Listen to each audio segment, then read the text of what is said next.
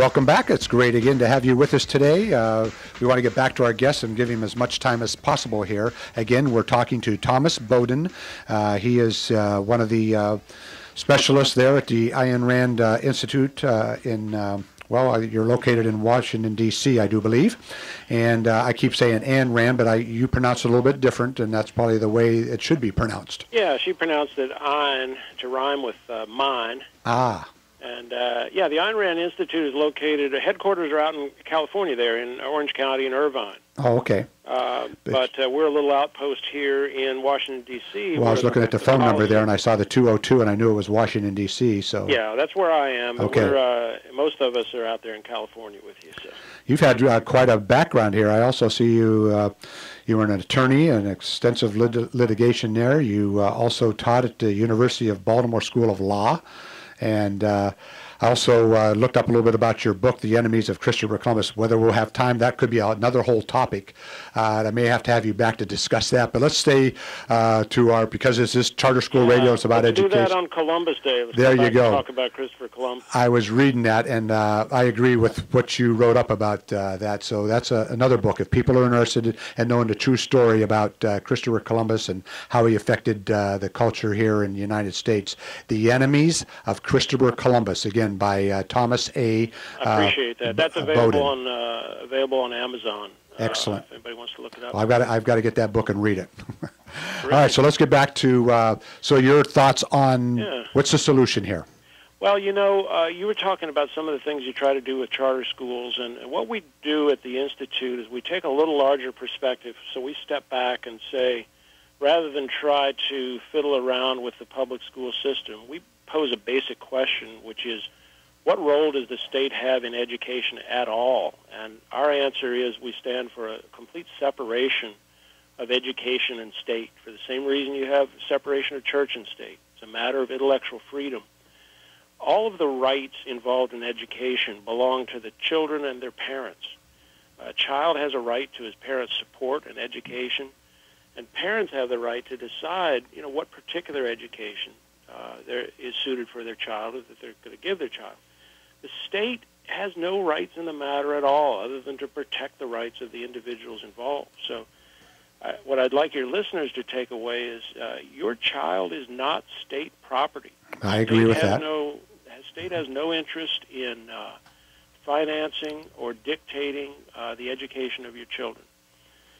And that's a pretty radical perspective, and there's a lot of questions that arise naturally in people's minds from that, but I want to get clear that that's kind of where we come from. So I might be somewhat sympathetic if you tell me that charter schools are able to kind of get out from under some of the regulations and rules that ordinary public schools have, and maybe that's that how permits them to do a better job in some ways. Well, the whole purpose behind the charter movement back in 1991, when it started in Minnesota, then in California in 1992, was, in all honesty, do away with all the regulations and give parents a choice. That's what it's their education. It's the freedom to choose a school, as I often say on my program, that meets their child's need and not everybody else. It's the freedom to choose a school based on the parents' standards, not the government, and it's the freedom to choose a school based on its quality and not its address.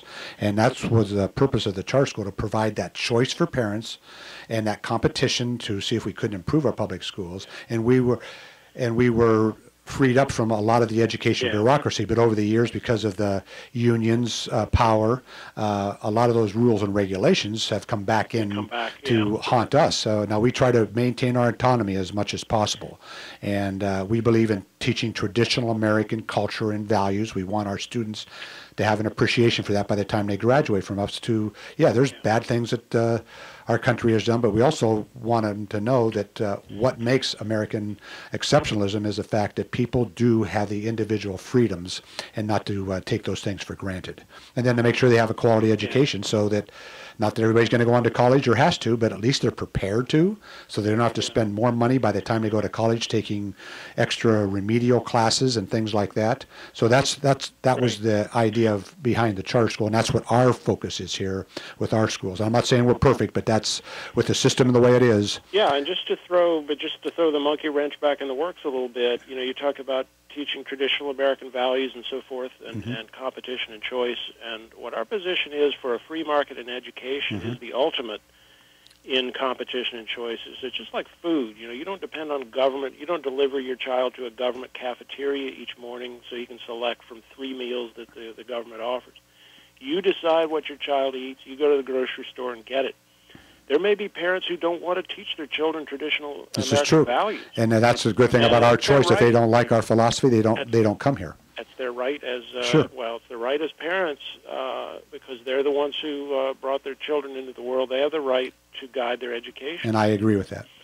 So, you know, the charter schools, we take that perspective of complete free market in education, and it's for the benefit of the children. So Ayn Rand, if you look at some of the things she wrote about education, and she wrote a lot, she burned with passion for the young minds, the young children who were twisted in various ways by the progressive education system, by the different kind of anti-reason, irrational, anti-individual curricula that you find in the schools. Well, it's happening in our schools today and our colleges.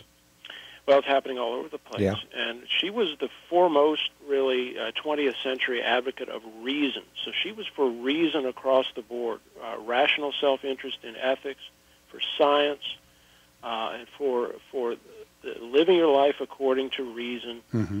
And that came down to the curriculum. So she was very much for education that would teach children how to live in a civilized society, teach them science, teach them literature, history, mathematics, and so forth, to the individual, not to members of groups, but to individuals. So and not put them in the situation where to get along, they have to get along with the group in order to satisfy the teacher. So how do you? So basically, she would agree with homeschooling. So how do you, parents that don't care about their kids' educations in our society today, whether it's in the big cities or in the country, those parents that don't have the background to be able to educate, how would she go about doing that? Well, there's a lot of people that don't know how to cook very well, so they go to a restaurant or they go to a grocery store and get food. Okay. You know, the same thing with schools. So I stand for the right of homeschooling if parents want to educate their children at home. But that should not be that because there should be a vibrant market, and there would be a vibrant market of private schools. Yeah. Well, again, that's kind of homeschooling would be a rarity. Right, and again, the charter movement, the thing, like in California, we have 900 some charter schools, and they all have a different philosophy. So it's almost like going to a market. If I don't like what this market has to offer, I can go to another market. You're right. People may not agree with our philosophy, and that's the great thing about choice. Well, they don't have out there in California, you had a very controversial case a couple of years ago that I have a talk on YouTube on that, and I have an op-ed on my website. It's called "Your Child is Not State Property." And I talked about that homeschooling decision and how it essentially, put the child in the control of the state, and how that was the wrong approach. Yeah.